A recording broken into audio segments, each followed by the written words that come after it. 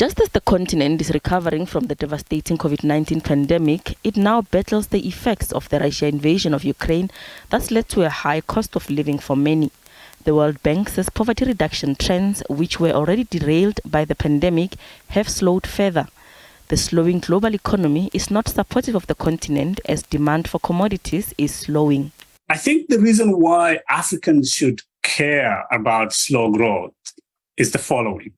So our countries actually trade a lot with the rest of the world. So African countries sell cocoa, coffee, copper, oil and gas to the rest of the world. So if the rest of the world is growing slowly, it means that there is not a lot of demand for the exports from Africa, and the prices they're going to get is lower.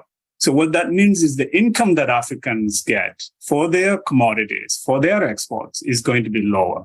That's income you can't spend on education, on health, on transportation, right? In other words, to make on investments that actually are very important for African populations. The World Bank says the rising inflation is weighing on economic activity in Sub-Saharan Africa, and inequality within countries in the region has widened with rising fuel and food prices. I think it's really, really important that our policymakers bring inflation under control. But how can we do that?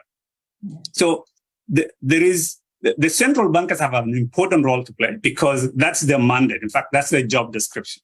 And the way they usually do this is to increase interest rates. So this is, what you have to pay in order to borrow to build a house, to buy a car, to build a factory or something like that. And the reason they do that is to cool the economy down so that supply can catch up with demand.